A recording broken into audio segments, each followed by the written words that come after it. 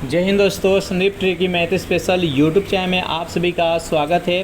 Bihar police constable नई भर्ती 2023 जिसमें टोटल पोस्ट है 21,391 और इस पोस्ट के लिए रुक्मिनी का आप प्रैक्टिस सेट देख रहे हैं। ये सेट नंबर 6 है। 1 से लेकर 5 तक नहीं देखोगे तो इसके लिए प्लेलिस्ट बना दिए, वहाँ से जाकर आप देख सकते हैं। वीडियो स्टार्ट करते हैं और चलते हैं हम प्रश्न की तरफ। देखिए यहाँ पर पहला प्रश्न है, 2 बिंदु दिया गया है। पहला बिंदु है 1,1 और दूसरा बिंदु यहाँ पर दिया गया है 2,2। इसके बीच का ढाल ज्ञात करना है। ढाल बराबर क्या होता है, tan थीटा बराबर y2 माइनस y1 बट्टा में x2 माइनस x1। तो देखिए यहाँ पर 1 है, ये x1 है और यहाँ पर 1 है, ये y1 है। ये 2 है जो कि x2 है और यहाँ पर 2 है जो कि y2 है। अब देखिए इसको रखते हैं यहाँ पर मान, tan थीटा बराबर क्या हो गया, तो y2 माइनस y1 होता है। तो 2 में से 1 घटेगा तो 1 हो गया और इसको बट्टा में क्या होता है तो x2 माइनस x1। तो यहाँ पर 2 में से 1 घटेगा तो कितना 1 1 1 मतलब 1। तो यहाँ पर tan थीटा बराबर कितना हो गया, tan थीटा बराबर यहाँ पर 1 हो गया। 1 किसका मान होता है, तो 1 होता है tan 45 डिग्री का मान। अब 45 डिग्री का कैसे लिखते हैं तो π/4 लिखते हैं। तो यहाँ पर 10 से 10 खत्म हो जाएगा और थीटा बराबर कितना बचेगा तो π/4। तो इसका राइट आंसर है ऑप्शन नंबर बी।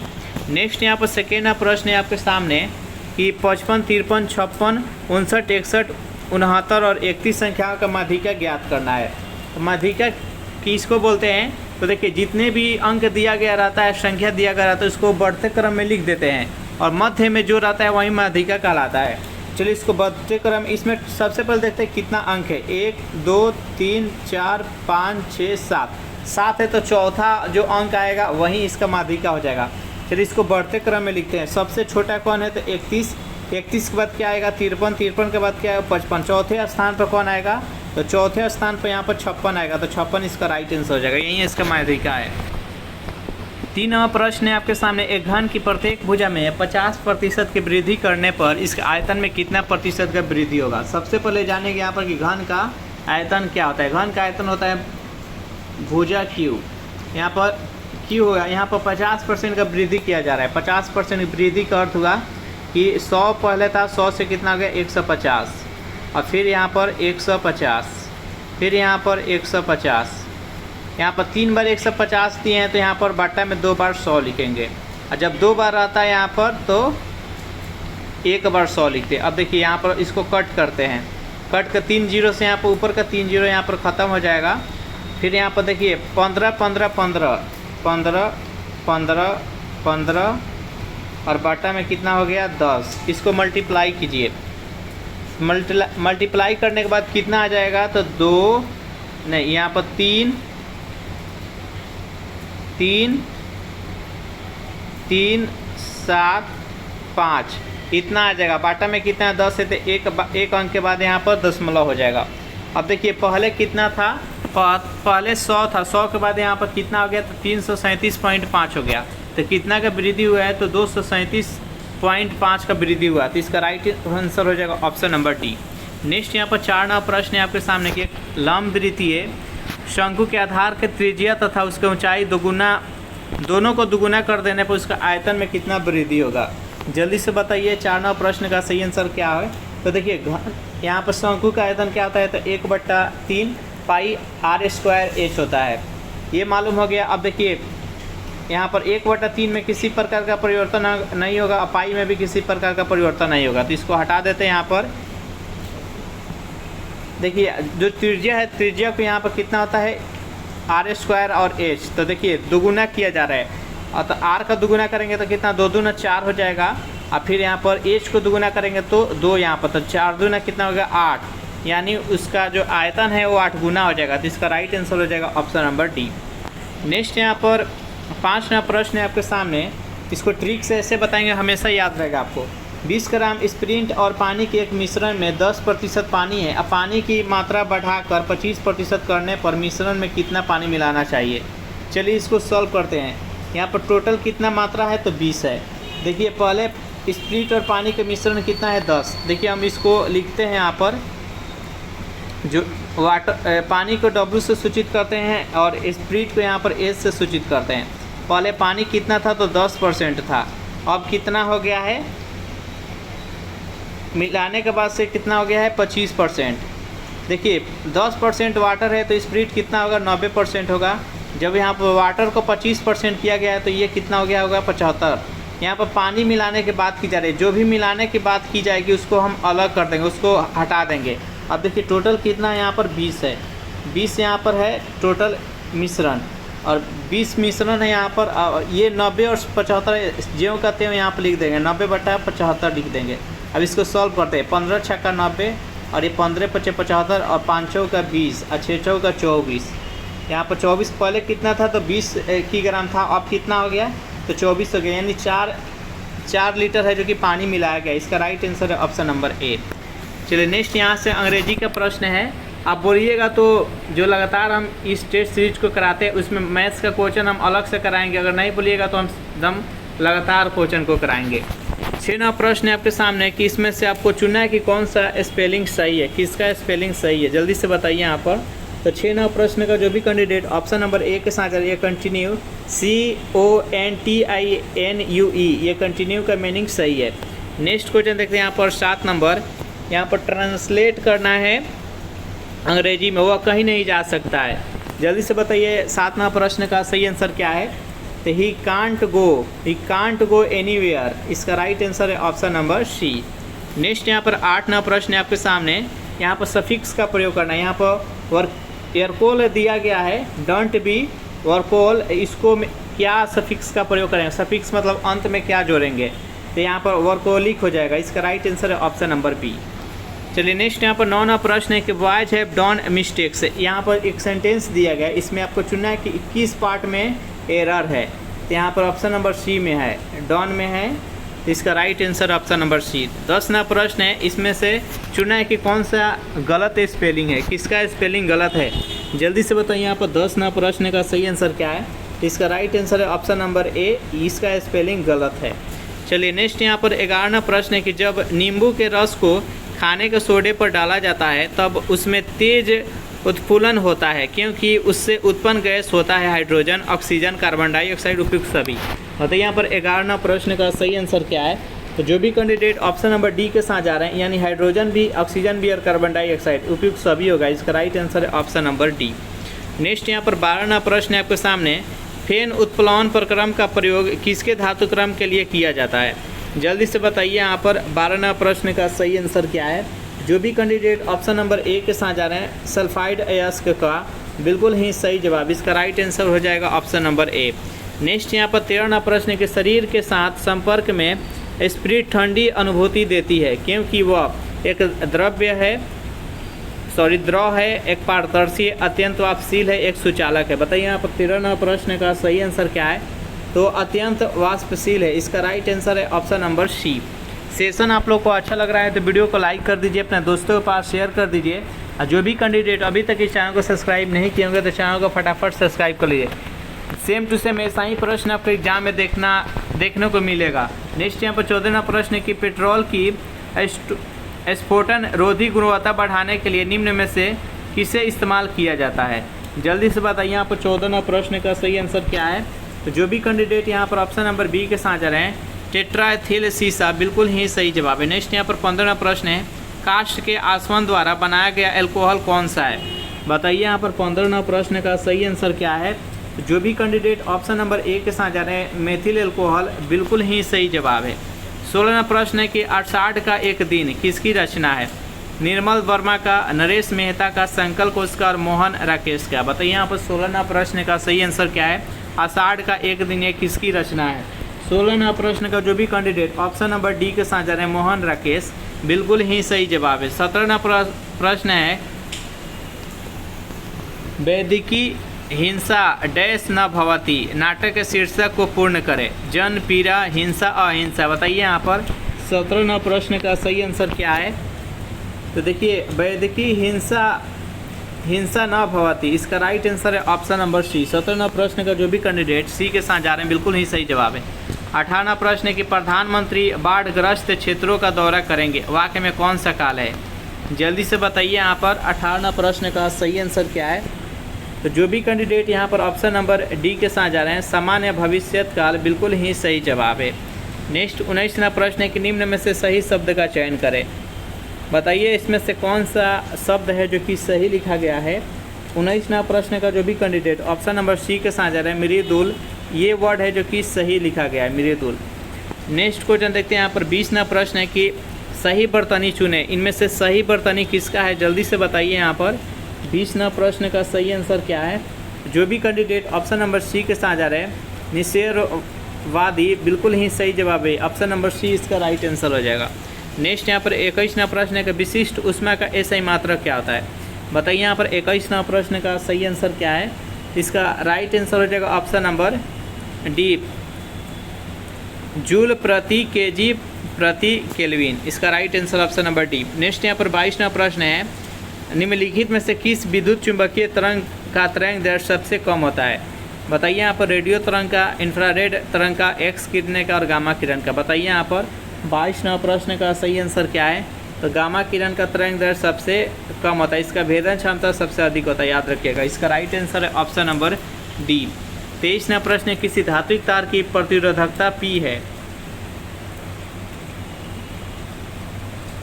और यहाँ पर धात्विक तार की लंबाई को 2 गुना कर देने पर उसका प्रतिरोधकता में क्या परिवर्तन होगा, जल्दी से बताइए। यहाँ पर 23वां प्रश्न का सही आंसर क्या है।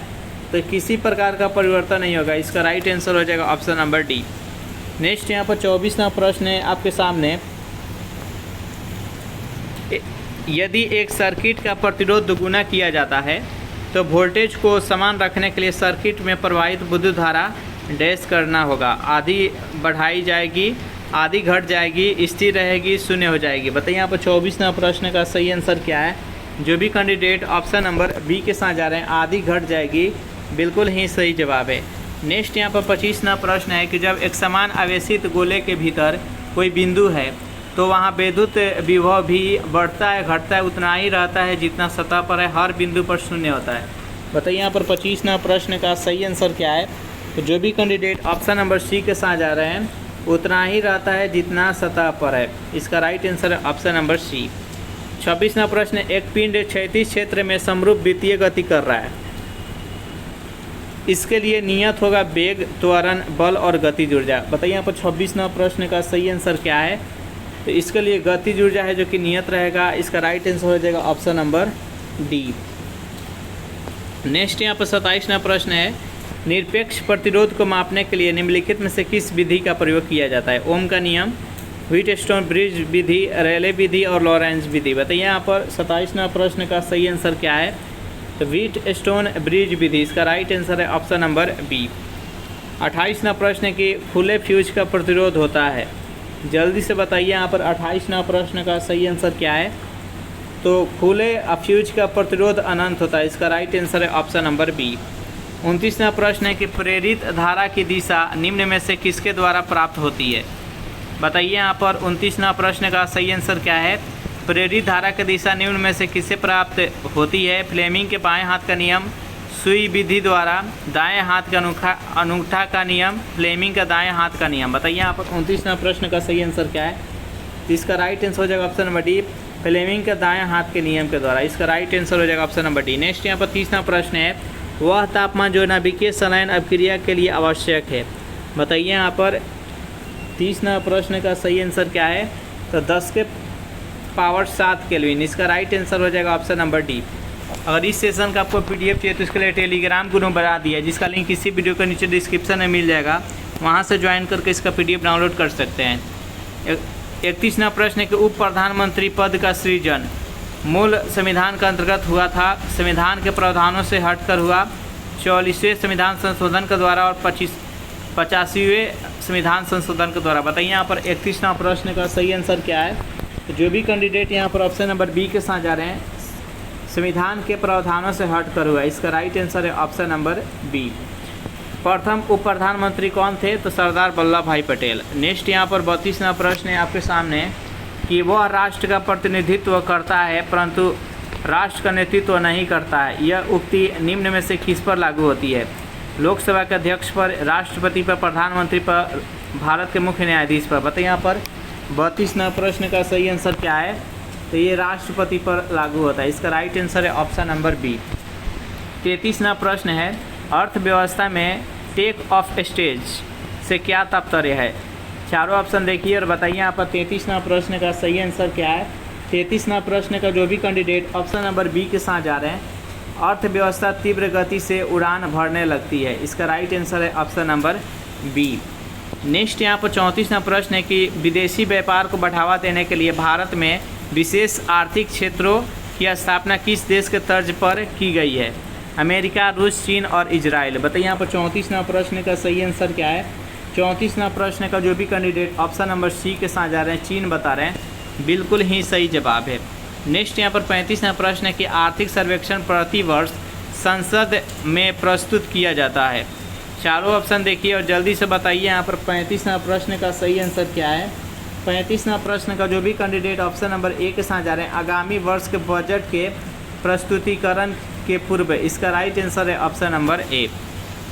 36वां प्रश्न है कि डायमंड रिंग की घटना देखी गई थी पूर्व सूर्यग्रहण की शुरुआत में, पूर्ण सूर्यग्रहण के अंत में, केवल परिधीय क्षेत्रों के समग्रता निशान के साथ और केवल केंद्रीय क्षेत्र के समग्रता निशान के साथ। बताइए यहाँ पर 36वां प्रश्न का सही आंसर क्या है।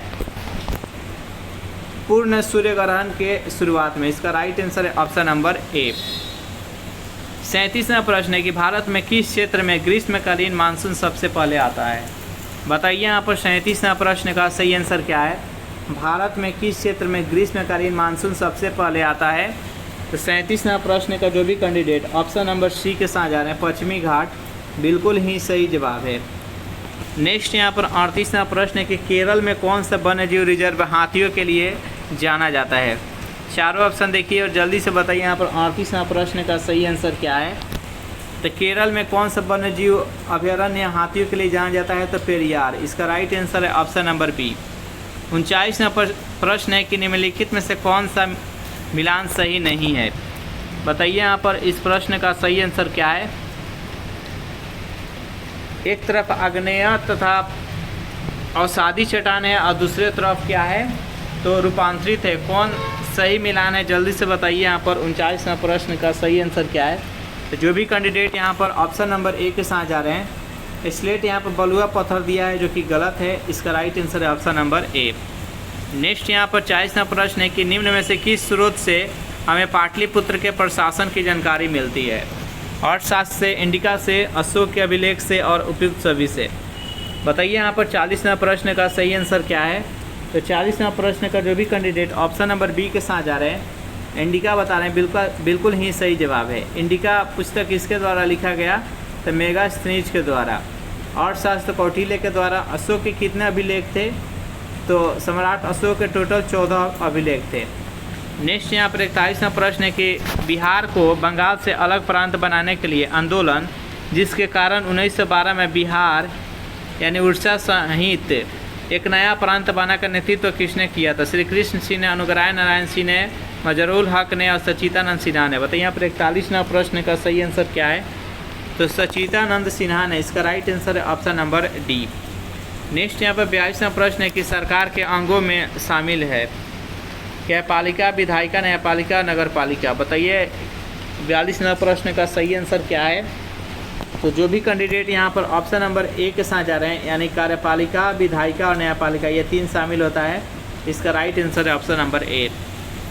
43वां प्रश्न है कि ऑक्सेनोमीटर का प्रयोग किया जाता है प्रकाश संश्लेषण की दर नापने के लिए, वृद्धि दर नापने के लिए, रसाकर्षण की दर नापने के लिए, ऊर्जा ह्रास की दर नापने के लिए। बताइए यहाँ पर 43वां प्रश्न का सही आंसर क्या है।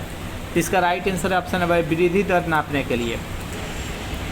44वां प्रश्न है कि क्रेब्स चक्र की क्रिया कहाँ संपन्न होती है। राइबोसोम में, माइटोकॉन्ड्रिया में, कोशिका द्रव्य में और हरितलॉक में। बताइए यहाँ पर 44वां प्रश्न का सही आंसर क्या है। 44वां प्रश्न का जो भी कैंडिडेट यहाँ पर ऑप्शन नंबर बी के साथ जा रहे हैं, माइटोकॉन्ड्रिया बता रहे हैं, बिल्कुल ही सही जवाब है। नेक्स्ट यहाँ पर 45वां प्रश्न है आपके सामने। 28वें क्रिटिक्स चॉइस अवार्ड 2023 में सर्वश्रेष्ठ विदेशी भाषा की फिल्म और सर्वश्रेष्ठ गीत का पुरस्कार किस फिल्म को मिला है। चारों ऑप्शन देखिए और बताइए यहाँ पर 45वां प्रश्न का सही आंसर क्या है। तो जो भी कैंडिडेट यहाँ पर ऑप्शन नंबर सी के साथ जा रहे हैं, RRR, बिल्कुल ही सही जवाब है। 46वां प्रश्न है, यदि किसी पिंड एक अद्रव्यमान अब पिंड बी के द्रव्यमान का दुगुना तथा दोनों पर समान बल लगाया जाए तो दोनों में उत्पन्न त्वरण समान होगा। ए का त्वरण बी के त्वरण से दुगुना होगा, ए का त्वरण बी के त्वरण से आधा होगा। त्वरण समान होंगे परंतु उसमें उत्पन्न संवेग भिन्न भिन्न होंगे। बताइए यहाँ पर 46वां प्रश्न का सही आंसर क्या है। तो 46वां प्रश्न का जो भी कैंडिडेट यहाँ पर ऑप्शन नंबर सी के साथ जा रहे हैं, यानी ए का त्वरण बी के त्वरण का आधा होगा। इसका राइट आंसर है ऑप्शन नंबर सी। नेक्स्ट यहाँ पर 47वां प्रश्न आपके सामने, संकोच नदी सीमा बनाती है। चारों ऑप्शन देखिए, बताइए यहाँ पर 47वां प्रश्न का सही आंसर क्या है। 47वां प्रश्न का जो भी कैंडिडेट ऑप्शन नंबर बी के साथ जा रहा है, असम एवं अरुणाचल प्रदेश के बीच, बिल्कुल ही सही जवाब है। नेक्स्ट यहाँ पर 48वां प्रश्न है कि पीर पंजाल श्रेणी पाई जाती है अरुणाचल प्रदेश में, जम्मू कश्मीर में, पंजाब में, उत्तराखंड में। बताइए यहाँ पर 48वां प्रश्न का सही आंसर क्या है। पीर पंजाल श्रेणी कहाँ पाई जाती है। इसका राइट आंसर है option number B, Jammu Kashmir में। नेक्स्ट यहाँ पर 49वां प्रश्न है कि तुलबुल परियोजना निम्नलिखित में से किस नदी पर स्थित है। चिनाब, रावी, ब्यास और झेलम। बताइए यहाँ पर 49वां प्रश्न का सही आंसर क्या है। तो जो भी कैंडिडेट यहाँ पर ऑप्शन नंबर डी के साथ जा रहे हैं, झेलम नदी बता रहे हैं, बिल्कुल ही सही जवाब है। 50वां प्रश्न है कि हीरोइन प्राप्त होती है भांग से, अफीम, पोस्ता से, तंबाकू से, सुपारी से। बताइए यहाँ पर 50वां प्रश्न का सही आंसर क्या है। तो हीरोइन किससे प्राप्त होता है, तो अफीम, पोस्ता से। इसका राइट आंसर है ऑप्शन नंबर बी। इस प्रकार 1 से लेकर 50 तक का प्रश्न इस सेशन में देखें। बाकी का जो 51 से लेकर 100 तक का प्रश्न है वो नेक्स्ट वीडियो में कवर अप कर लेंगे। वीडियो आप लोग को अच्छा लगा हो तो वीडियो को लाइक कर दीजिए, अपने दोस्तों के पास शेयर कर दीजिए। जो भी कैंडिडेट अभी तक इस चैनल को सब्सक्राइब नहीं किए होंगे तो चैनल को फटाफट सब्सक्राइब कर लीजिए। Thanks for watching this video. मिलते हैं नेक्स्ट वीडियो में।